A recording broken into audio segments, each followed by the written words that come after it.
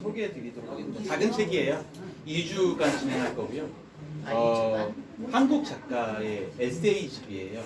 그래서 1940년대에 나온 이태준 작가의 무서록이라는 책입니다. 무서록이라는 뜻은 그냥 순서 없이 쓴 글이라는 뜻이고요. 뭐 흔히 말하는 에세이예요.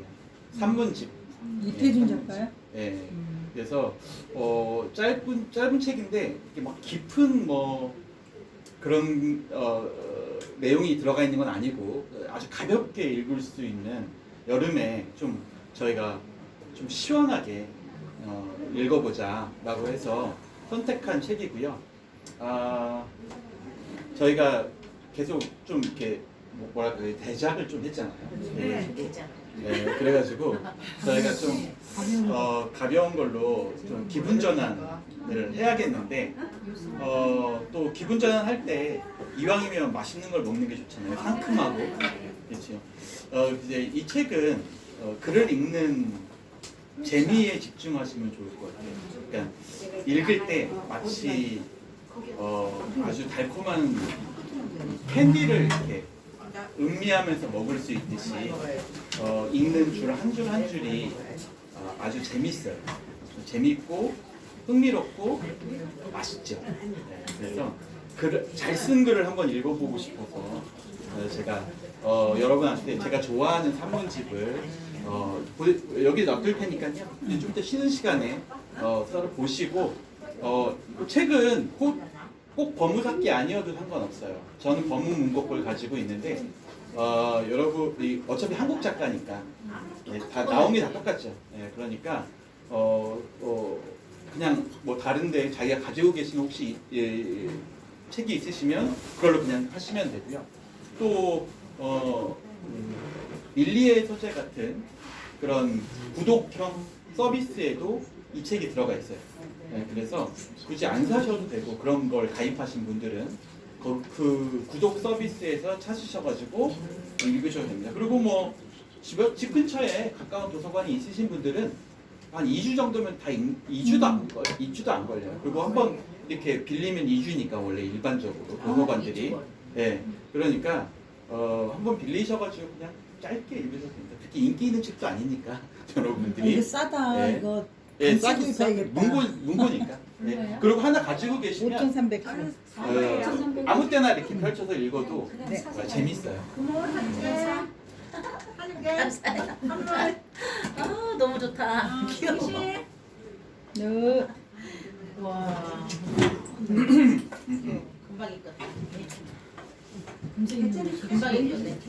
자, 저희가 지난 시간에 다 이제 연호편 첫 번째 장을 다 마치지 못하고 그러고 이제 저희 식사하느라고 좀 시간이 지나가지고 저희 다 못 마쳤어요. 그래서 그 얘기 마저 하고 그다음에 오늘 5주차 이야기로 들어가 보도록 하겠습니다. 지난 시간 이제 그 연옥 들어가기 직전에 마지막 부분이 뭐였죠? 판사 니노와 베아트리체에 대한 이야기였어요. 그래서 이제 평소 친분이 있던 단테하고 친분이 있던 판사였던 니노라는 판사를 여기에 이제 등장시켜서 베아트리체에게 그러니까 재혼한 베아트리체가 나를 잊은 것 같으니까 네가 가게 되면 내 딸에게 좀 조반나 내 딸인 조반나에게 나를 좀 얘기해서 내가 여기 있으니 나를 위해서 좀 기도를 해달라라고 부탁을 해다오라고 이 단테에게 당부하는 내용이 있습니다. 그래서 뭐 기억나시죠? 하얀 베일을 바꾼 다음 이제 나를 사랑하지 않는 것 같은데. 그건 기억나요. 네, 이 표현 기억나시죠? 그래서 재혼했기 때문에 더 이상 나를 위해서 기도해주지 않는 것 같다 이런 얘기를 해요. 쉽게 얘기하면 연옥은 지난 시간에도 말씀드렸듯이 이 산 사람들의 혜택을 보는 곳이에요. 그러니까 혜택을 기다리고 있는 곳이죠. 철저하게 그래서 이 자본주의적인 사고방식이 들어가서 만들어진 형태라고 볼 수 있고 그렇기 때문에 1200년대 이 르네상스 시기와 맞물려서 처음으로 가톨릭에서 이 연옥을 공인하게 되는 결과도 이루어졌죠. 연옥은 합리주의적인 종교 해석의 결과로 만들어졌다. 이렇게 주로 이제 신학자들이 평가하는 내용입니다. 제가 어저께 뚝섬에서 이제 천국편 두 번째 시간을 하면서 제가 이제 이 뚝섬의 강의 자료를 일요일날 저녁에 만들어요. 좀 이렇게 편하게 있을 때 주로 이렇게 만드는데 밤 늦게 이제 그걸 만들고 강의 그걸 만들면서 좀 깊은 생각을 하게 되더라고요. 근데 그것 중에 하나가 뭐였냐면 단테는 도대체 왜 이 천국과 지옥이라고 하는 수수께끼 같은 이야기잖아요. 이 이야기 안에다가 자신을 대입했을까라는 거예요. 어떻게 보면 단테에게는 자신의 마지막 유작이 되는 거잖아요. 물론 자신이 그렇게 될지는 몰랐지만 예상하고 한 건 아니지만 유작이 되는 그런 내용인데 이 내용을 할 때 우리가 이 책을 이제 지금까지 쭉 봐오셨으니까 아시겠지만 단테가 굉장히 박식한 사람이잖아요. 시도 썼지만 예술가로서 또 정치인으로서 굉장히 큰 업적도 남겼어요. 또 철학, 과학의 지식도 꽤 높은 지식을 수준을 가지고 있었죠. 당시에 쓰여진 책들을 보게 되면 어느 정도 여러분 예상해 보실 수 있는데 보카치오가 쓴 이 책 같은 경우도 이 비슷한 시기에 쓰여진 책이라고 볼 수 있어요. 그런데도 불구하고 뭐 귀족 문화라든가 혹은 철학 혹은 과학을 배경으로 자신의 유작을 만들 수도 있었죠. 자신의 마지막 삶을 정리하는. 근데 왜 굳이 수수께끼 같은 종교 이야기에다가 자신의 삶을 집어넣었을까요? 저는 그게 굉장히 궁금하더라고요. 그걸로 꽤 많은 생각을 했던 것 같아요. 왜 종교 이야기에다가 자신의 삶을 집어넣었을까? 특히 이 책을 보면 아시겠지만 단테는 적극적으로 저승여행을 하는 사람이 아니에요. 베르길리우스에 의해서 인도되는 수동적인 존재로 등장하고 있죠. 쉘링의 책처럼. 쉘링의 그 책에도 나오듯이 철저하게 수동적인 존재로 그려지고 있어요. 따라다니는 거죠. 베아트리체를 따라다니고 자신의 능력으로 뭔가를 개척하는 사람이 아닌 걸로 등장해요. 그런 인물의 이야기가 이 책 안에 들어있는데 그것도 천국과 지옥, 그 다음에 그 사이에 있는 연옥이라는 공간 안에 집어넣게 되는 거죠. 그렇게 수동적인 존재로서의 자신의 모습을 왜 도대체 종교 이야기에 집어넣었을까? 철학 이야기에 집어넣었어도 되고 과학적인 책으로 만들었어도 돼요. 아니면 정치 비평으로 했어도 되죠. 문학이나 정치 비평, 문화 비평 이런 식으로 했어도 돼요. 그런데도 불구하고 왜 종교 이야기에다가 자신을 집어넣었을까요? 한번 생각해 보신 분 계세요? 우리가 지난 시간에 읽었던 책 중에 리차드 도킨스의 만들어진 신이라는 책이 있었어요. 그렇죠? 리차드 도킨스의 만들어진 신에 보면 기독교의 이 종교적 미에 대한 이야기가 나오죠. 리차드 도킨스의 주장에 따르면 이래요. 실제로 예수 그리스도와 관련되어진 이 그리스도교의 이야기들은 그 전에 있는 그리스 신화나 그 훨씬 이전에 만들어진 메소포타미아 시기의 이 각종 전설 신화들에서 발견되어지는 요소들이 있다. 그리고 이 요소들을 짜집기해서 만들어진 형태로 완성된 게 그리스도교다. 그런데 왜 그리스도교가 가장 강력한 종교로 살아남게 되었는가? 바로 님 때문이라고 생각한 것이죠. 아주 오랜 시간 마치 DNA의 생존 전략처럼 남겨진 DNA의 조각들이 인간이라는 생존 기계를 만들었듯이 이야기도 문화도 그런 밈을 가지고 있다는 거예요. 그래서 역사를 거듭하면서 그 역사 속에서 잊혀지게 된 이야기들도 있는데 서사 중에는 살아남게 되는 아주 강력한 서사들도 존재해요. 그렇죠? 뭐 보디발 이야기라든가 또 뭐 모세 이야기, 그다음에 아담과 하와의 창조 스토리 같은 것들이죠. 이런 것들은 아주 강력한 밈으로 그리스도교가 탄생하기 이전부터 있었던 존재했던 서사였어요. 그리고 그 밈들은 그리스도교가 나오고 난 다음 그 이전에 다신교 사회에서도 마찬가지로 살아남았던 이야기죠. 이런 강력한 밈들이 조합되어서 결실을 맺었던 게 바로 그리스도교, 우리가 지금 보고 있는 그리스도교고, 이 그리스도교는 예수 사후에 무려 2000년간이나 지금 세계에서 가장 강력한 종교로 성립되었어요. 누구도 거부하지 못할 거예요. 왜냐하면 심지어 지금 가장 강력한 국가인 미국에서조차도 많은 국회의원들이 실제로는 마이클 샌델이 얘기한 것처럼 실제로는 무신론자이면서도 자기 스스로를 무신론자라고 드러내지 않아. 표 떨어질까 봐. 무신론자라는 것 자체가 그 사람들에게 굉장히 페널티로 작용하는 정치인들에게. 네, 그 정도로 미국 사회에 가장 강력하고 가장 이성적이라고 불리는 세계의 어떤 최고 권위를 가지고 있는 국가조차도 기독교적인 그런 문화 밈에서 절대로 벗어날 수 없다는 거예요. 그 정도로 강력해. 자, 그렇다면 이렇게 한번 생각해 볼 수 있죠. 반대로 그리스도교적인 밈은 그러면 왜 그렇게 강력하게 살아남았을까요? 이 종교적 밈은 도대체 어떤 힘 때문에 수천 년이 넘는 시간 동안 인간의 역사와 인간의 문화와 더불어서 살아남았을까 하는 거예요. 사후세계가 궁금해서 천당이란다. 근데 사후세계에 대한 이야기들은 우리나라 설화에도 있고, 그렇죠? 정치적으로 딱 몰집에서 묶기 좋잖아요. 정치적인 재정 실무 그게 많이 이제 정치적으로 이용 정치하고 뭐랄까요?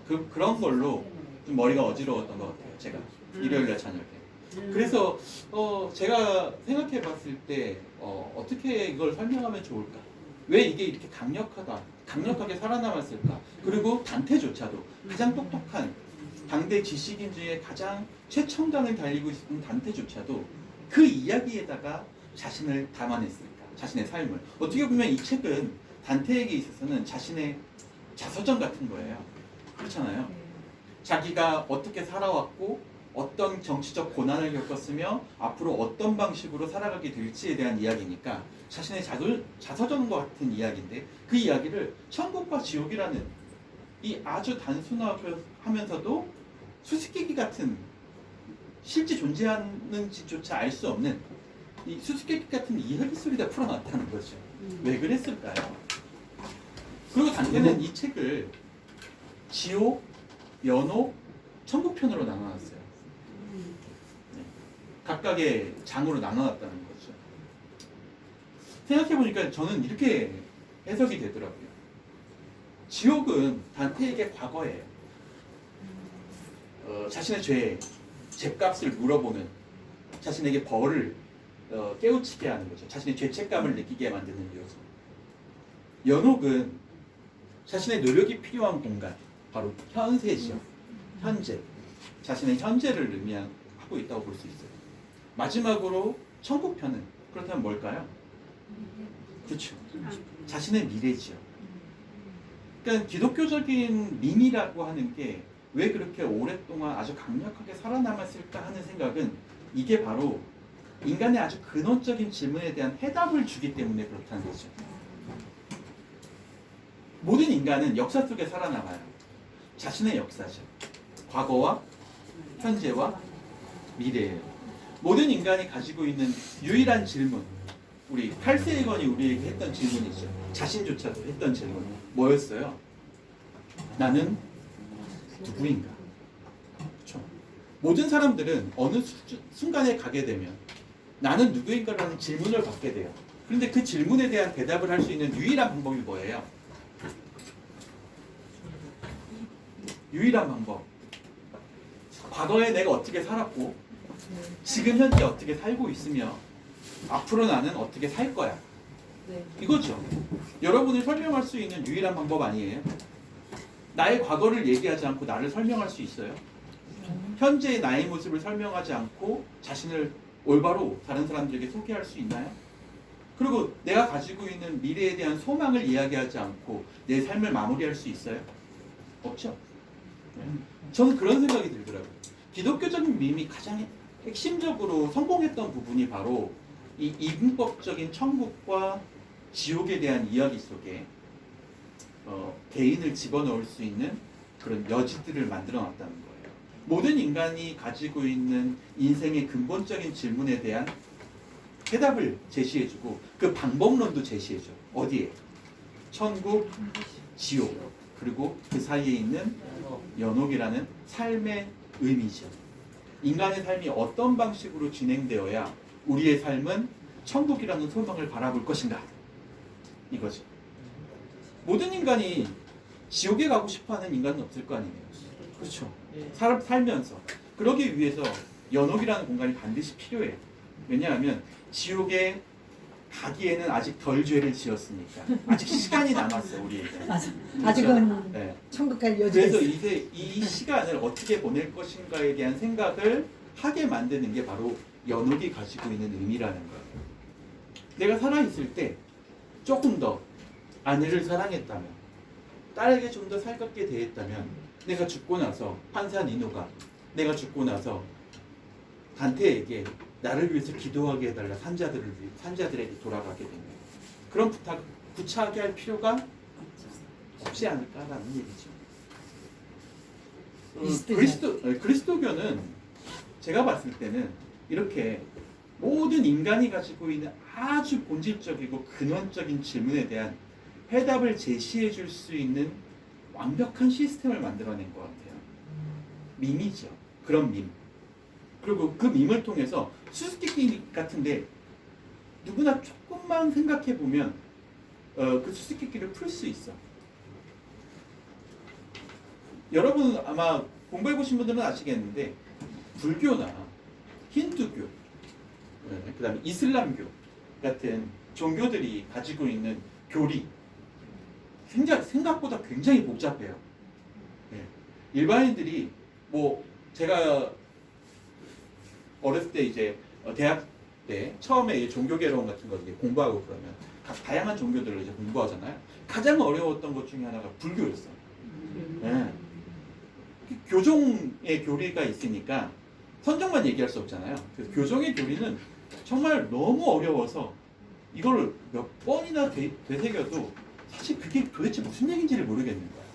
인간의 의식 이런 것도 뭐 1식부터 7식, 나중에 8식, 9식, 뭐 의식의 단계에 오르게 되면 뭐 안마라식 뭐 이런 것까지 만들고 막 그래요. 너무 어려워. 무슨 얘기를 하는지도 조차도 모르겠는 거야. 그 정도로 너무 어렵다 보니까 나중에 이 소승불교에서 나중에 대승불교로 옮겨가게 되면서 불법을 아예 몰라도 그냥 나무와비 타불만 하면 된다. 이렇게 이야기할 정도로 그 수수께끼가 굉장히 복잡하게 돼 있어요. 힌두교는 어때요? 신만 1억 개가 넘어요. 네가 선택하면 되잖아. 네, 10만 1억 개가 넘어. 네. 다 기억하지도 못하죠, 사람들이. 그 신들을. 그래서 오로지 모든 걸 다 신으로 얘기해. 그 정도까지 가 있는 거예요. 그런데 기독교는 어때요? 믿습니다만 하면 돼. 믿습니다만. 그리스도교는 아주 단순하게 천국과 지옥이라는 이분법 안에 모든 걸 담아내요. 너무 좋아. 간단해. 네. 아주 단순하면서 이 천국과 지옥을 한 번만 들으면 뭐 어린아이까지도 그 내용을 전부 다 강력하게 기억하게 그 되죠. 죄 지으면 지옥에 가고 네. 착하면 천국에 간다. 그때 이 수수께끼는 어떻게 보면 굉장히 쉽게 풀리는 수수께끼야. 종교 중에서도 가장 이해하기 쉽고 그 이해하기 쉬우면서도 자신의 모든 근원적인 질문을 다 담아낼 수 있는 거죠. 제가 생각할 때 단테가 자신의 마지막 책을 준비하면서 이 책을 천국과 지옥, 그 다음에 그 사이에 있는 연옥 안에 녹여내야겠다라고 생각한, 결심하게 된 이유도 바로 여기 있을 거라고 봐요. 이 안에 보면 좀 약간은 지금 봤을 때, 지금의 과학 지식으로 보면 허무맹랑한 이야기들이 존재하죠. 지금 이때만 해도 지구가 태양계의 중심이라고 생각할 때예요. 천동설. 네. 그러니까 이 남반구에 내려가면 태양이 서쪽에서 뜬다고 생각하는 거죠. 네. 이 정도의 그런 과학 지식을 가지고 있어요. 그런데 이런 과학 지식 안에다가 자신의 삶을 녹여내게 된다고 한다면, 자신의 과학 지식을 마음껏 뽐낼 수 있는 그런 이야기로 자신의 자서전을 완성했다고 한다면 어때요? 지금에 와서는 틀린 거죠. 그 책은 아무런 의미도 없게 되는 거예요. 왜냐하면 설이 바뀌었어요. 그렇죠. 철학도 마찬가지죠. 네. 지금의 인권 의식으로 본다면 당시에 가지고 있는 여성에 대한, 또 어린아이에 대한, 이 책에 어린아이가 몇 명이나 나와요. 유아인권 같은 건 존중되지도 못하던 시기예요. 이 시기는. 예. 이런 시기에 가지고 있던 철학적인 관념론, 이런 걸 가지고 만약에 자신의 삶을 마음껏 뽐내는 글을 썼다고 한다면 지금에 와서도 아까 얘기한 것처럼 큰 의미를 가지지 못하게 되는 거죠. 왜 종교였을까요? 바로 그런 의미 때문이에요. 종교는 어때요? 둘 다. 지금까지도 이 1200년대 그리스도교가 지금까지도 그대로, 그러니까 둘 다. 네, 가톨릭에도 그대로 받아들여지고 있는 거예요. 2000년이 지나도, 어쩌면 앞으로 계속.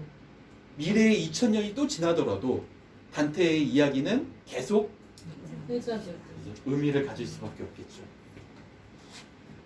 가장 완벽한 스토리 안에다가 자신의 삶을 집어넣어야 모든 세상이 변해도 자신은 여전히 많은 사람들의 기억 속에 남을 수 있다 라는 생각이죠.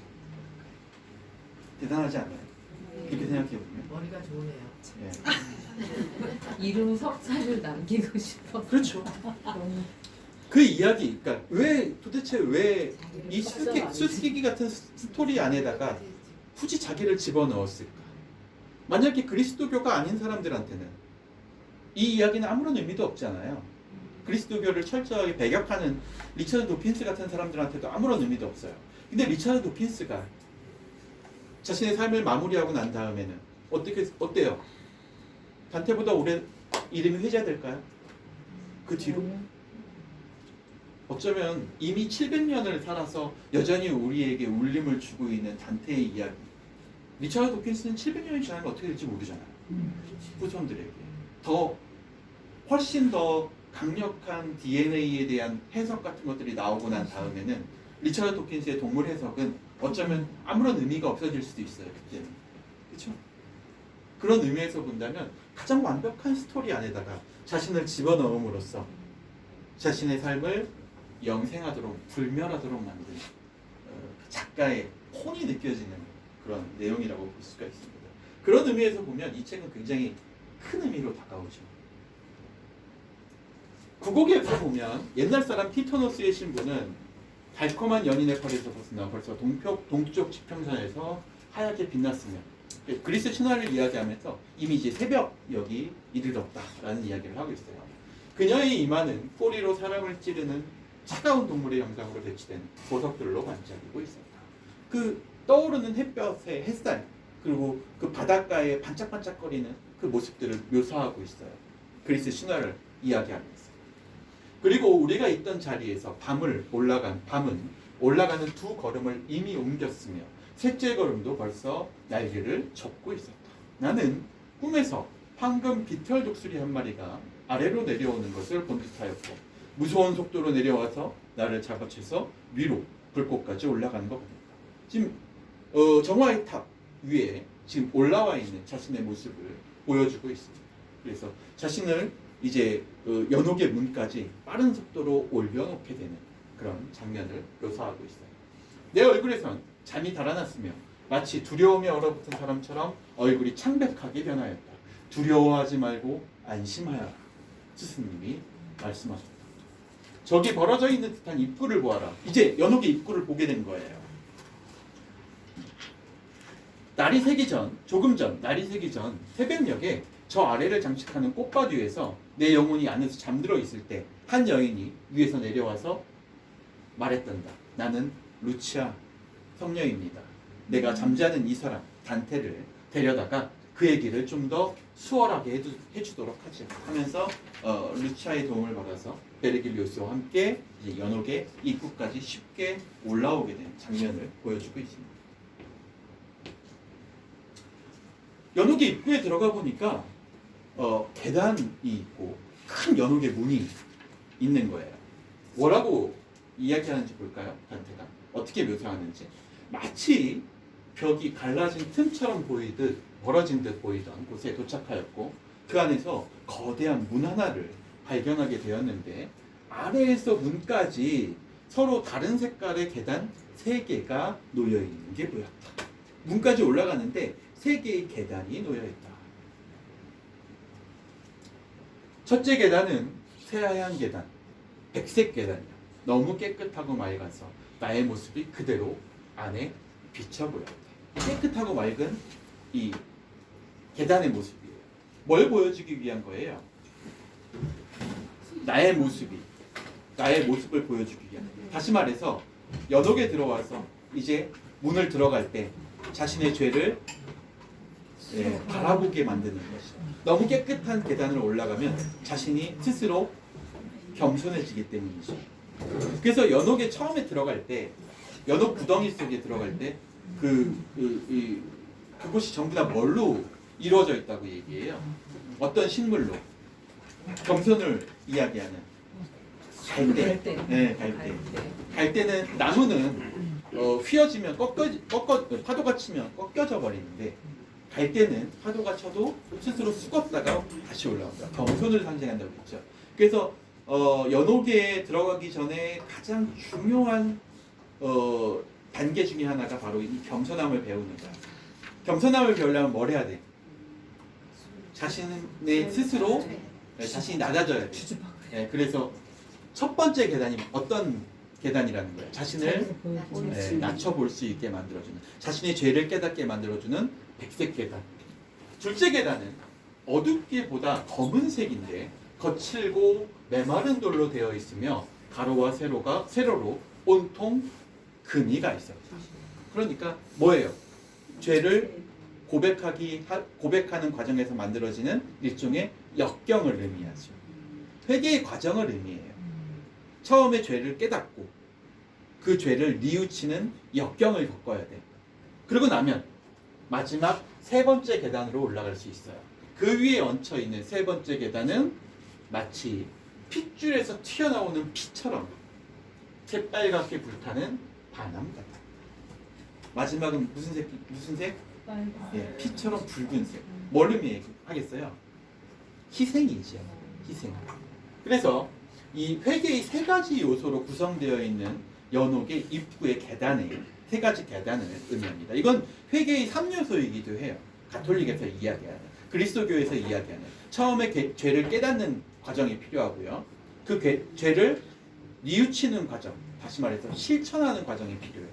그리고 마지막으로 그 뉘우침에 대한 그 죄에 대한 대가를 받는 과정, 바로 보속의 과정이죠. 이 보속의 과정이 주로 이제 희생과 연결되어 있어요. 가장 큰 희생은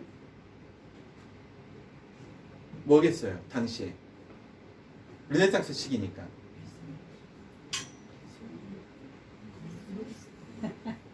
자본주의가 태동하던 시기. 피 같은 피 같은 내 돈을. 그렇죠. 피 같은 자신의 재산을 내어놓는 거예요. 자신의 죄에 대한 대가, 그걸 마땅히 인정하고 내어놓는 거예요. 그게 바로 회개의 3가지 요소라고 볼 수 있죠. 그래서 단테는 연옥으로 가기 위한 문을 통과하기 전에 바로 이 3개의 단계를 만들어놨어요. 계단으로 만들어놓은 거죠.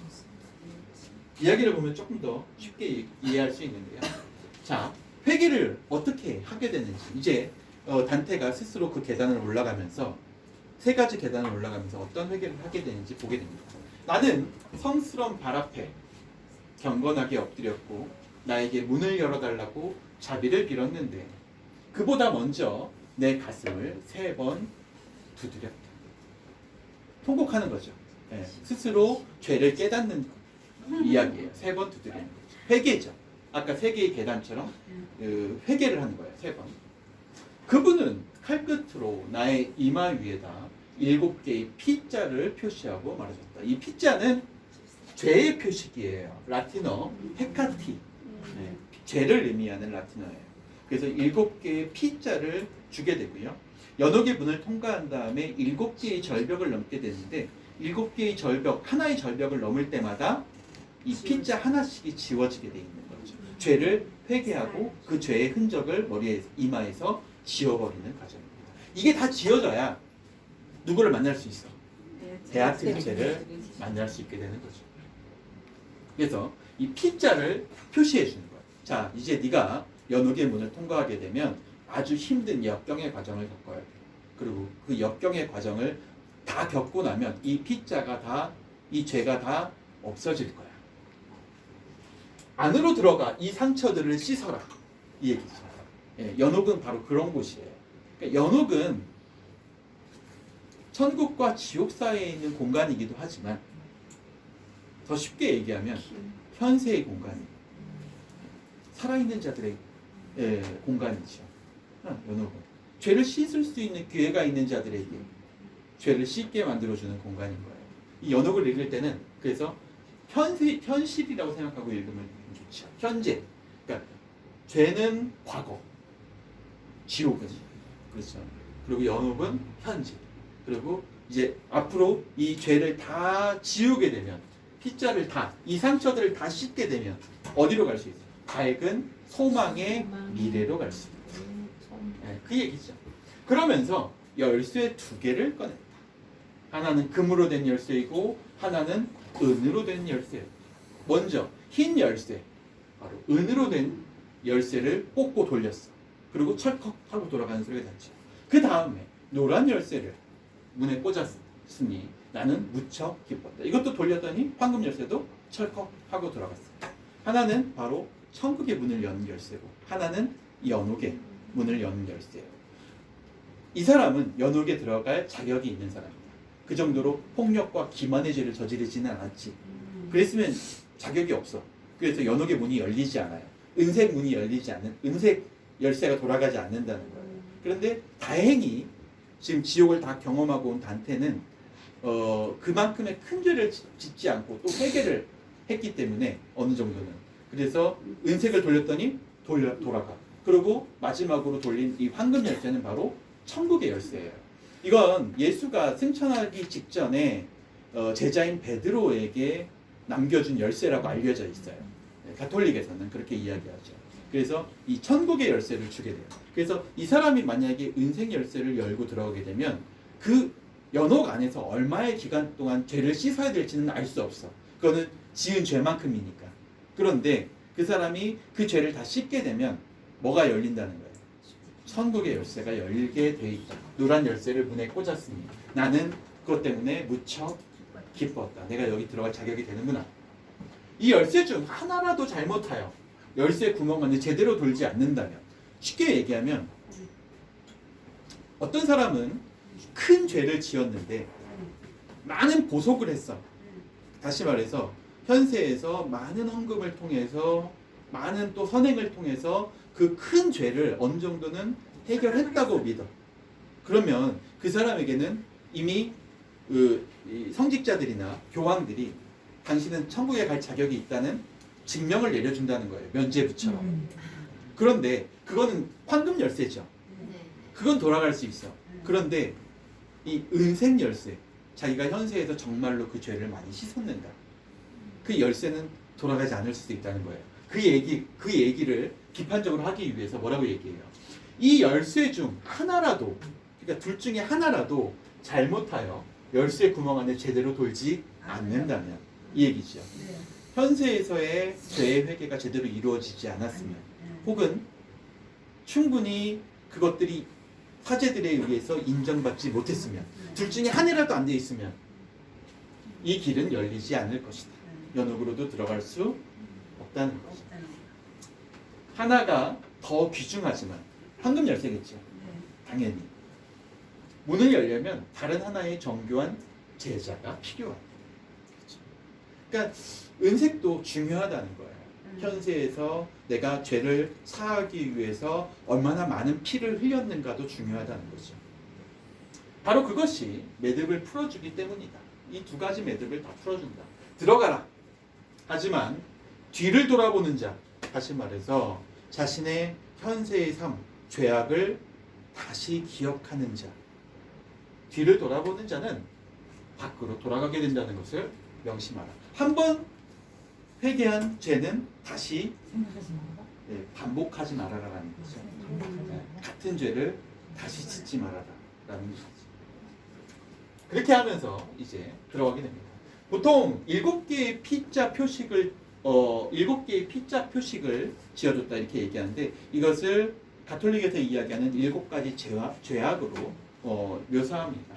우리가 그래서 이 연옥의 언덕 절벽을 7개라고 했잖아요. 7개의 절벽을 올라야 된다. 이렇게 얘기했는데 이 절벽을 교만, 질투, 분노, 나태, 탐욕, 탐식, 방탕 이렇게 7개의 절벽으로 이름 붙여 놓았다. 이렇게 보시면 됩니다. 이건 바티칸에 있는 베드로 성당 맨 위에 올라가게 되면요. 그 베드로 성당에서 이게 이제 베드로 광장이에요. 그래서 이 광장을 보여요. 근데 이 광장이 어떤 모양으로 되어 있는지 보시면 알 수 있죠. 네, 그렇죠. 이렇게 동그랗고 위로 올라가서 나와 있는 모습을 보면 열쇠 모양으로 되어 있다는 걸 알 수 있어요. 그 아까 얘기했던 것처럼 이게 이제 베드로 성당이에요. 그래서 베드로가 가지고 있었던 천국의 열쇠, 그 열쇠를 형상화해서 바티칸을 만든 거죠. 그 바티칸의 중심이 바로 이 황금 열쇠를 기반으로 했어요.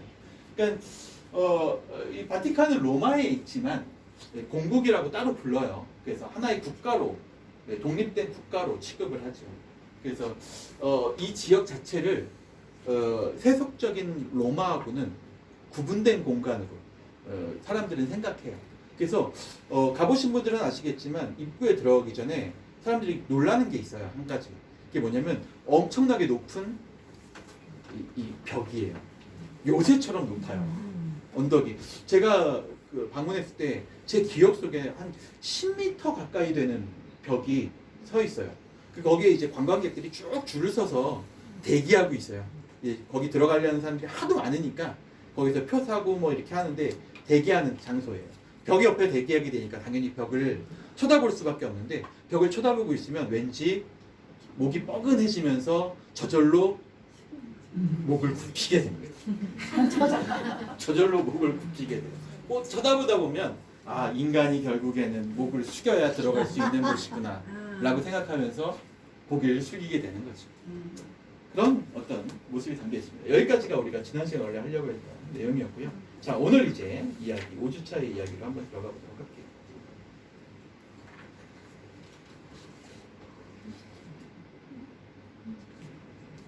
지난 시간에도 우리가 잠깐 이 내용에 대해서 봤지만 단테의 인페르노 지옥과 연옥은 완벽하게 대칭적인 구조로 되어 있어요.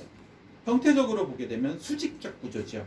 그래서 지옥은 수직적으로 하강하는 구조로 이루어져 있고요. 연옥은 수직적으로 상승하는 구조로 이루어져 있다. 이 두 가지가 완벽하게 대조적인 형태이면서도 완벽하게 대칭된 형태이기도 해요. 그래서 어떻게 보면 구조적으로도 완벽하게 만들어놨죠. 결국에는 과거와 현재는 대칭을 이룰 수밖에 없어. 과거에 지었던 죄만큼 현세에는 그 죄를 회개하기 위해서 피를 흘려야만 한다는 거예요. 그래서 자신을 미래로 나가게 하기 위한 유일한 조건은 지었던 죄를 회개하는 것. 그것만이 오로지 미래로 갈 수 있게, 베아트리체를 만들어 갈 수 있게 하는 조건이다라는 걸 보여주기 위해서 완벽한 대칭 구조를 만들었어요.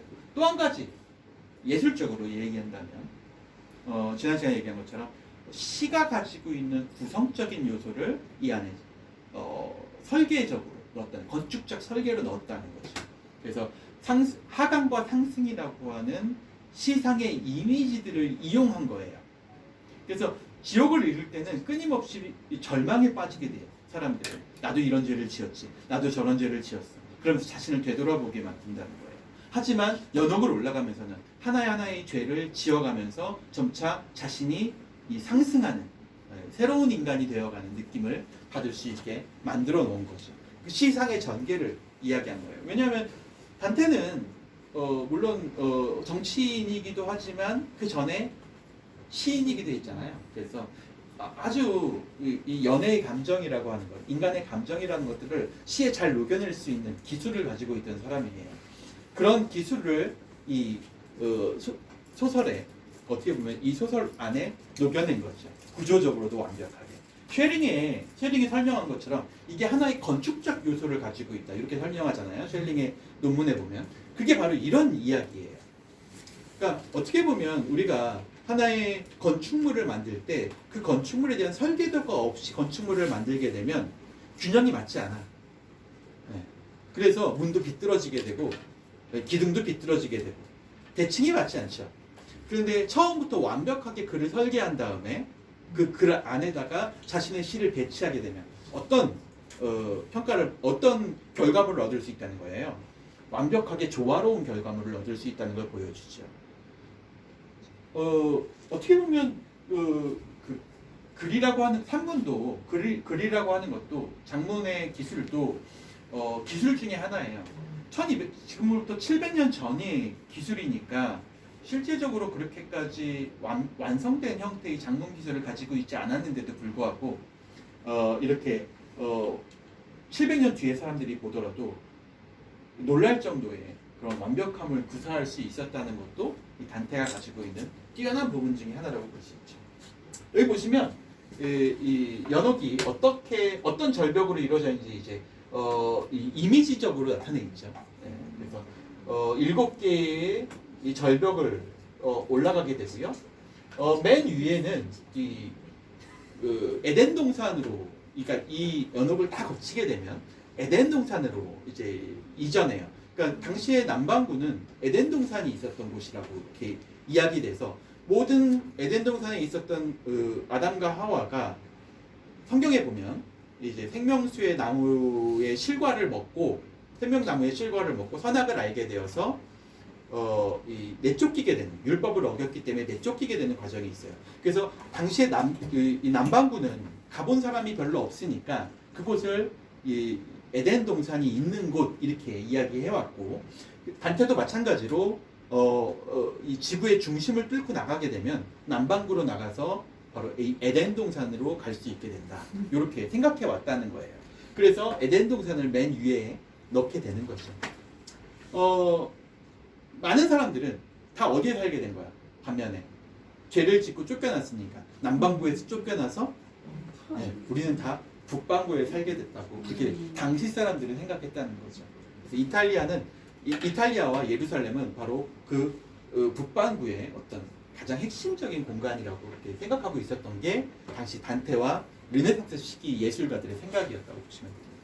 자, 그러면 이 구조, 이 연옥 문 안에 절벽의 구조는 어떻게 이루어져 있을까요? 보통 7개의 절벽으로 이루어져 있는데 7개의 절벽은 다 사랑에 관련된 내용이에요.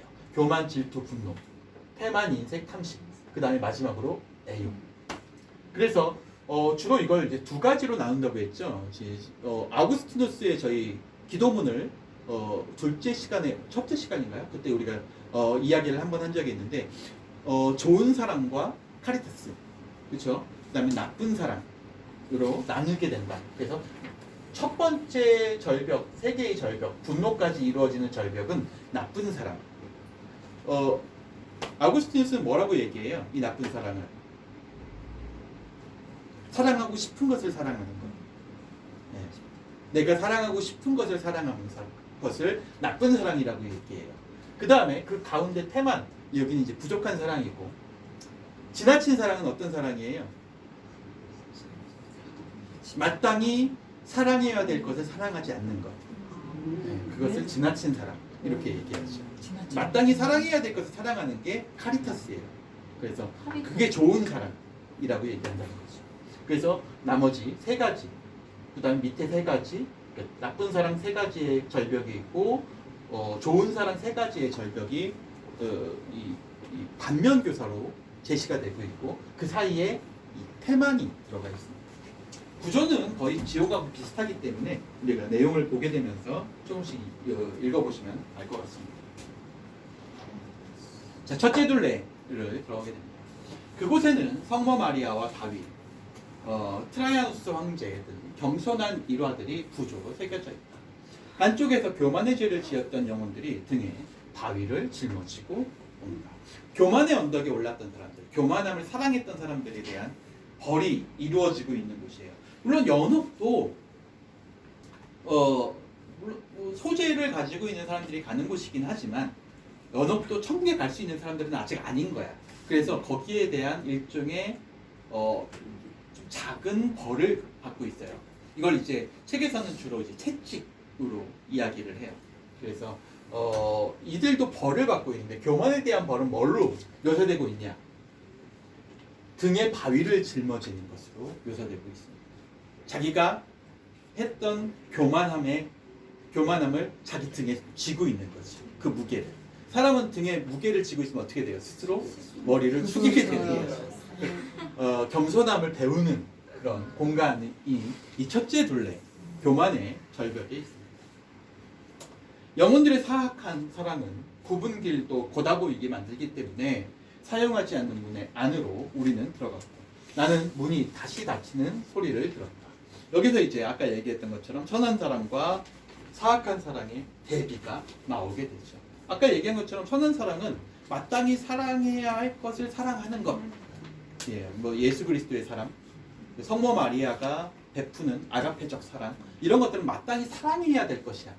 그렇죠? 진리에 대한 사랑이죠. 그걸 우리는 애덕 이렇게 부르고 카리타스 이렇게 가톨릭에서는 얘기합니다. 반면에 내가 사랑하고 싶은 것을 사랑하는 것, 그것은 잘못된 사랑이라고 얘기해요. 그래서 사악한 사랑이라고 얘기하고 우리가 흔히 쓰는 용어로는, 익숙한 용어로는 욕정, 인간이 내 마음이 이끌리는 대로 하는 것, 그 욕정이라고 보시면 됩니다. 자, 한 곳만 바라보지 마라. 그렇기 때문에 들어갈 때 사람들은 이 베르길리우스와 이 단테가 같이 이제 연홍의 문을 지나서 첫 번째 길로 이제 절벽길로 아슬아슬하게 오르게 되는데, 그때 뭐라고 베르길리우스가 단테에게 경고를 하냐면 한 곳만 바라보지 마라 이렇게 얘기해요. 인간은 선한 사람과 사악한 사람, 이 두 절벽 사이를 지나가고 있는 거예요. 그래서 한쪽 이 사악한 사람 쪽은 항상 인간에게 익숙해.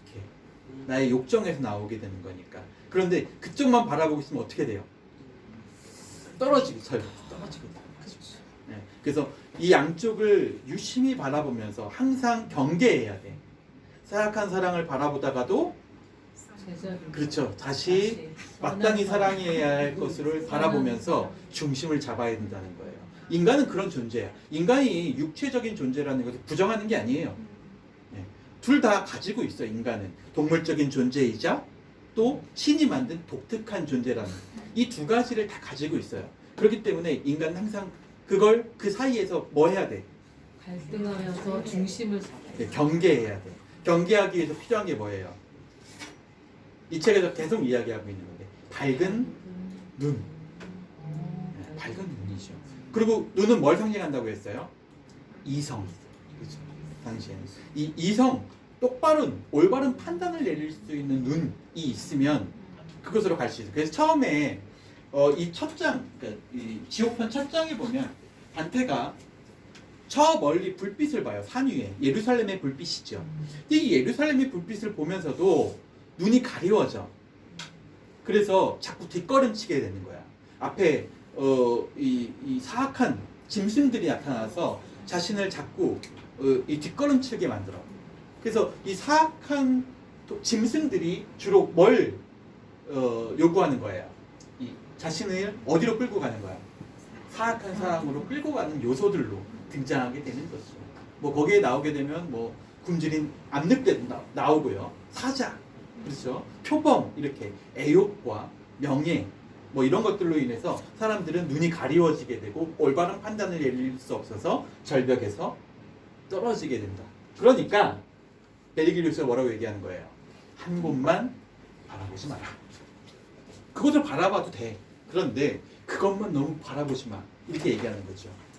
그곳에는 맡기지 않은 소임을 두려워하도록 성스러운 궤를 끄는 황소와 수레가 똑같은 대리석 위에 새겨져 있다. 황소와 수레. 궤를 끄는 황소와 그 수레.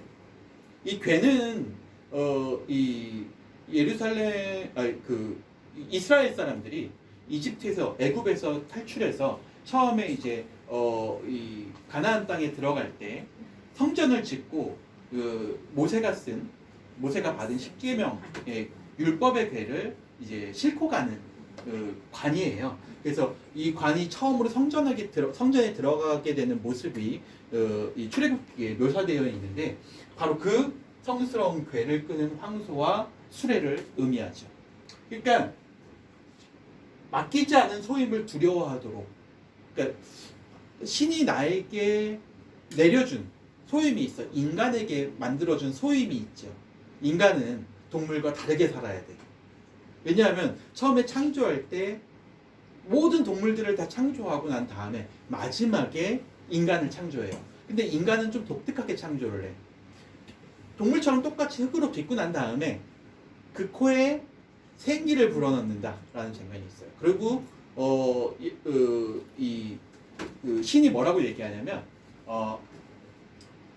우리의 형상을 따라서 만들었다. 이렇게 이야기를 해요. 그러니까 인간은 동물과 다르게 신의 형상을 가지게 되는데 그 신의 형상이 바로 이 선과 악을 경계하는 이성이라는 눈이에요. 그래서 이 소임이라고 하는 게 바로 동물들과 똑같이 살면 안 된다라고 하는 그 소임을 율법에 넣어놨으니까 이 율법에 새겨져 이게 대리석 위에 이 절벽에 있는 대리석 벽면에 새겨져 있는 거죠. 그걸 깨달으면서 자기가 지었던 과거의 짐승과 비슷하게 행동했던 모든 죄를 되새기게 만드는 그런 내용이 이 첫 번째 절벽에 새겨져 있습니다. 본받을 만한 것과 경계해야 하는 것에 대한 이야기가 여기 등장해요. 축복받은 궤 앞에는 겸손한 시편 작가가 다윗이죠.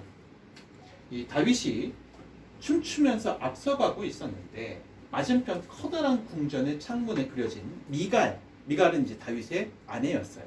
미갈은 마치 오만하고도 경멸하는 여자처럼 그 모습을 바라보고 있었다. 다윗이 하나님을 위한 성전을 지은 다음에 그 성전에 이제 궤가 들어갈 때 그 궤 앞에서 춤추는 장면이 나와요. 그런데 이 미갈은 아버지가 이제 사울이었어. 근데 이 사울왕은 굉장히 위험이 있는 왕이었다고 해요. 그래서 다윗이 처음에 골리앗을 물리치고 사람들에게 환호를 받으면서 영웅으로 등극했을 때 사울은 이 사람을 왕으로 세울 수는 없다라고 생각하고 나중에 다윗을 죽이려고 자객을 보내거든요. 근데 결과적으로는 다윗이 왕위에 등극하게 돼요. 그럴 때 왕위에 등극할 때 사울이 자신의 딸을 미갈이라고 하는 딸을 다윗의 배우자로 주게 되죠. 그래서 미갈은 왕이 어떻게 아버지처럼 행동해야 된다는 사실을 어렸을 때부터 보고 배운 사람이야. 그런데 지금 다윗이 경망스럽게 왕인데 춤을 추면서 사람들 앞에서 춤을 추면서 성전으로 걸어가고 있잖아요. 너무 기쁜 나머지. 그래서 오만하고도 경멸하는 여자처럼 이렇게 이야기해요. 그 모습을 바라보고 있었다. 처음에 들어가 있던 이 교만이라고 하는 죄는 바로 이런 데 있어요. 인간이 만들어낸 교만은 신의 시선으로 바라보는 교만이 아닌 거야. 인간이 만든 교만은 그럴듯한 자신의 교육받은 것, 세상에서 있는 기준, 이런 세상의 평판, 이런 것들을 생각해서 만들어진 형태의 교만이죠. 그것들은 자신을 오만하게 만들고 지위를 통해서 또 누군가를 경멸하게도 만든다는 거예요. 근데 그렇게 했을 때 그 사람이 지게 되는 채찍의 벌이 있다는 거죠. 그걸 보여주기 위해서 이 장면이 그 절벽에 그려져 있었던 거죠. 독자요. 그래서 단테는 우리에게 이야기해요. 이 글을 읽고 있는 우리 같은 사람들에게. 독자요. 하느님께서 어떻게 빚을 갚도록 원하시는지 들어보고 그렇다고 해서 좋은 의도를 벗어버리지 않기 바라오. 이 이야기를 듣고 이 시편에 나오는 다윗의 이야기를 듣고 너희들이 깨달을 게 무엇인지 한번 생각해봐라 이 얘기죠. 단테가 인간에게 정말 교만함이란 무엇인가? 이 왕인 다윗이 춤추는 것이 어떻게 보면 그 여기서 이야기하는 것처럼 짐승 같은 행위인가? 아니면 그 다윗을 바라보는 이 미갈의 이 오만하고 경멸하는 눈이 짐승 같은 모습인가? 과연 무엇이 정말 옳은 것인가? 그것을 우리에게 알려주는 거예요. 좋은 의도를 벗어버리지 않기 바라오. 교훈을 얻길 바라오. 이렇게 이야기를 하고 있습니다. 형벌의 양상에 신경 쓰지 말고 이유를 생각하고 최악의 경우일지라도 위대한 심판 너머까지 가지 않음을 생각하시라. 인간이 실수할 수 있어요. 물론 이렇게 얘기해요. 단테는 다윗이 왕의 위엄을 잊어버리고 순간 너무 기쁜 나머지 잊어버리고 그 앞에서 왕의 어떤 해야 될 본분을 잊고 춤춘 것, 그것도 잘못한 것이라고 볼 수 있어요. 하지만 그것이 어디까지 가는 행위는 아니야. 위대한 심판 너머까지 가는 행위는 아니야. 그건 누구를 위한 행위였어요? 나의 기쁨을 위한 행위였어요? 그렇게 생각하지 않는 거예요. 단테는 그걸 뭐라고 생각하는 거예요? 하나님을 기쁘시게 하기 위한 행위였다. 이렇게 얘기하고 있는 거죠. 그런 행위를 하고 있는 사람에게 오만과 경멸을 보내는 사람은 오히려 그게 벌받을 행위 아닌가 이 얘기죠. 이걸 통해서 많은 사람들 앞에 이걸 교훈을 얻기를 원하는 거예요. 당시에 많은 교황들과 사제들이 자신의 그럴듯한 모습 때문에 마땅히 해야 될 일들을 하지 않았다는 거예요. 그래서 사람들에게 위험 있는 모습만 보여주길 원하고 자신이 가지고 있는 잘못된 모습에 대해서 스스로 회개하려고 하지 않았다는 거죠. 다윗의 모습을 보면서 그 겸손함을 좀 깨달아라 라는 거예요. 하나님이 어떤 모습을 정말 즐거워하시겠는가? 너희들이 그 똑바르고 꼿꼿한 모습을 그대로 유지하면서도 죄 짓고도 죄 안 지은 것 마냥 그렇게 가만히 있는 모습을 하나님이 기뻐하실까? 아니면 그 모습이 마치 미갈의 모습처럼 하나님이 형벌을 내릴 모습이라고 생각하실까? 한번 생각해봐라. 이렇게 교훈을 내리고 있는 거죠. 그분은 나에게 그들 고통의 무거운 짐이 땅바닥에 웅크리게 만들고 있으니 내 눈도 처음에는 분간하지 못했단다. 하지만 저쪽을 잘 살펴보고 바위를 짊어지고 오는 자의 얼굴을 구별해보면 각자 어떻게 참회하는지 알아볼 것이다. 그들이 어떤 모습으로 오고 있는지를 보면 그들이 왜 그런 참회를 해야만 하는지도 알아보게 되겠지. 그러면서 뭐라고 얘기해? 오고 있는 사람들을 보면서 뭐라고 얘기하는 줄 아세요? 오! 교만한 그리스도인들이여. 네. 오고 있는 사람들이 다른 사람들이 아니에요. 그리스도인들이죠. 왜냐하면 지금 연옥에 있는 사람들이에요. 다 세례를 받고 살아있을 때는 다 뭘 했던 사람들이야. 고해성사도 하면서 살아왔던 사람들이에요. 물론 소재를 짓긴 해서 아직 천국에 가지는 못했지만 다 그리스도인들이라는 건 사실이죠. 교만한 그리스도인들이여, 불쌍한 사람들이여, 마음의 눈, 바로 이성이 병들었기에 그대들은 뒤로 가는 발걸음을 믿는다. 뒤로 가는 발걸음이 뭐예요? 아까 얘기했잖아요. 과거, 지옥, 죄악이지. 자신의 죄악을 믿고 있다는 거예요. 아직도 여전히. 우리는 거침없이 정의의 심판을 향해서 이 절벽을 오르겠다. 날아갈 천사 같은 나비가 되기 위해 태어난 벌레들이라는 것을 모르는가? 인간은 신으로부터 뭘 물려받았어요? 마음의 눈, 이성을 물려받았어요. 그런데 그 이성의 눈을 통해서 자신의 삶을 잘 바라보면 어디로 갈 수 있어? 나는 마치 나비처럼. 원래 지금은 벌레 같은 모습으로 하고 있지만 원래는 나비가 되어서 천국으로 날아갈 사람이에요. 라는 것을 마음의 눈으로 보면 우리는 언제든 알 수 있어. 그런데 이 오만한 그리스도인들은 그러지 못해서 지금 벌레처럼 여전히 등에다가 바위를 지고 땅을 기어가고 있구나. 아직 나비가 못 되었어. 더 고생해봐라. 그런 얘기죠. 네. 네, 거기에 대한 이제 기도가 나오고 있습니다. 우리가 겪은 악을 누구에게나 용서하듯이 우리의 공덕을 보시지 말고 너그럽게 용서해 주십시오. 사실 이 대목은 이 책에는 그런 식으로 번역이 되어 있지만 성경 말씀이에요. 그래서 주기도문에 나오는 한 구절이죠. 예, 그래서 우리가 우리에게 잘못한 것을 용서해 준 것처럼 다른 사람들을 용서해 하는 주기도문의 한 대목을 이야기하고 있어요. 그 기도를 하고 있는 거예요, 단테가. 이 마지막 기도는 이제 필요 없는 우리를 위한 것이 아니라 이제 천국으로 가야 되니까 더 이상 이 기도는 필요 없어. 이건 회개를 위한 기도니까. 우리 뒤에 남을 자들을 위한 것입니다. 이 뒤에 이제 남아있는 사람들이 이 기도를 계속해서 뭘 해야 돼? 자신이 지었던 죄를 회개하는 거예요. 이게 나는 이 기도가 필요 없지.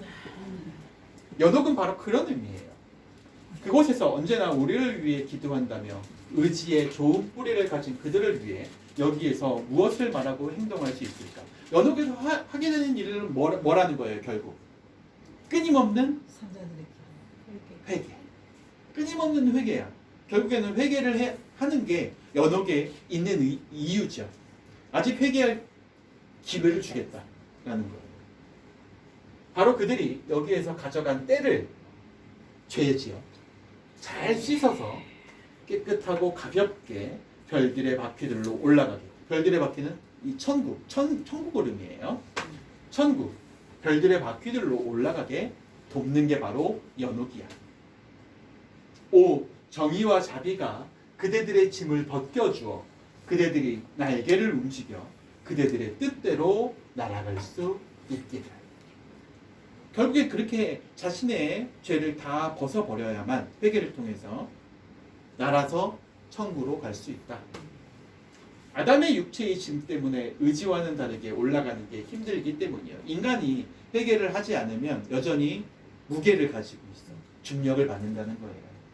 중력의 힘을 받게 되면 그 육체의 짐 때문에 여전히 천국에 가는 준비가 되지 않은 것이지. 오른쪽으로 가면 살아있는 사람도 오를 수 있는 길을 발견할 것이요. 그런데 그 얘기를 듣고 있자니 옆에서 뭐라고 얘기하는 거예요. 단테는 당신은 죽은 사람이 아니네. 육체를 가지고 있는 사람이네.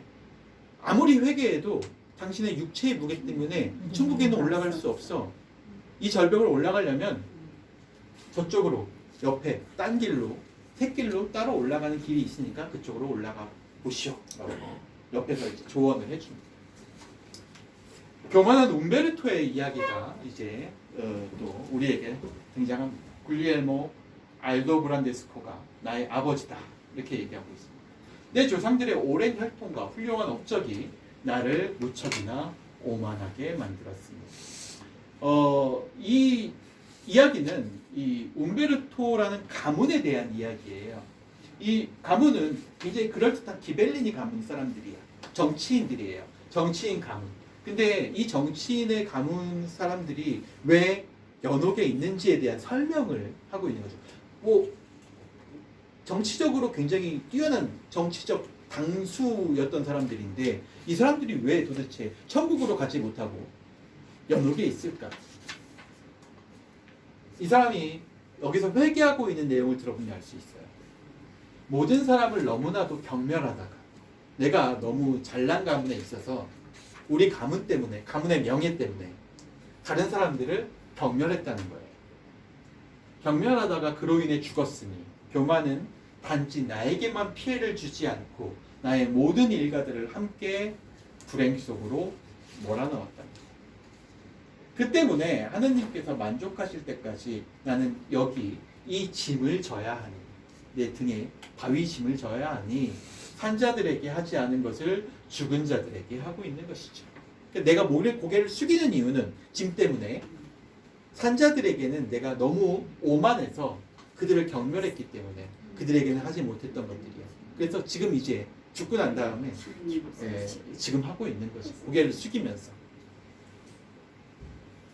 세미라가 오데리시의 말도 여기 등장하게 됩니다. 뒤에 보면 이 오데리시라는 인물은 당시에 이제 유명한 화가였는데 단테하고도 친분이 있었다고 해요. 그런데 이 오데리시의 이야기에 등장하는 재미있는 하나의 스토리가 있는데 오데리시가 세미라가이다 보니까 그림 그리는 게 굉장히 이제 자세하고 어려웠을 거 아니에요.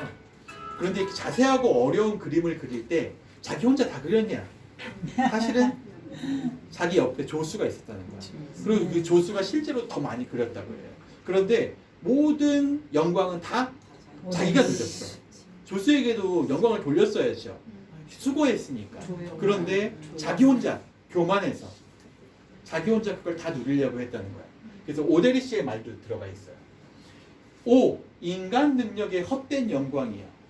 내가 살아있을 때 받았던 그 많은 찬사들 얼마나 헛된가. 네. 몰락의 시대가 뒤따르지 않는다면 인간의 죽음은 아주 빠른 속도로 오고 있어. 꼭대기의 영광은 얼마나 짧은 순간 지속되는가. 내가 이렇게 지금 이 연옥에 와서 아주 오랜 시간 동안 이 벌을 받고 있는 모습을 보니까 살아있을 때 아주 짧은 시간 동안 내 영광을 누렸던 것, 그것들은 사실은 아무것도 아니었구나 라고 얘기하고 있는 거예요. 살아있는 현세에 지금 이 글을 읽고 있는 사람에게 교훈을 주기 위해 한 거죠. 살아있을 때 우리가 받을 수 있는 이 영광은 사실 아주 짧은 순간에 불과해. 왜냐하면 만약에 그걸 우리가 교만하게 내 능력이라고 생각하고 교만하게 그걸 누리려고만 하고 다른 사람들을 경멸해 버리게 된다면 결국 그 죄를 죽어서 아주 오랫동안 받게 될 테니까. 이 얘기죠. 이 프로벤차노 살바니의 예화를 통해서 현세에서 선행을 베풀면 뒤에 이제 연옥에 들어올 자격이 주어진다라는 내용도 이 책 뒤에, 이 장 뒤에 잘 언급되어 있습니다. 하나만 더 보고 쉬도록 하죠. 자, 13곡에서는요 질투의 죄예요. 교만, 그 다음에 이제 질투로 넘어왔습니다. 질투의 죄를 받고 있는 사람들이 이제 연옥에서 뉘우치고 있는 모습을 보여주고 있습니다.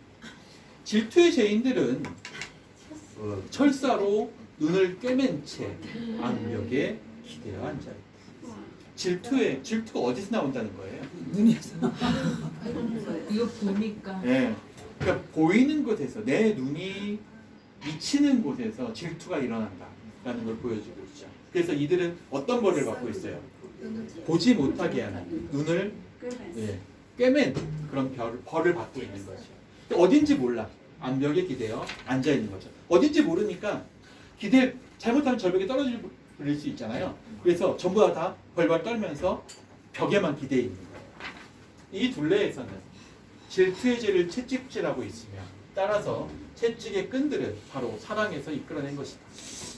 재갈은 이와 정반대의 소리가 될 것이니 장님들에게 태양이 소용없듯이 지금 내가 말하는 곳의 영혼들에게도 하늘에 비친 자신을 베풀지 않았습니다.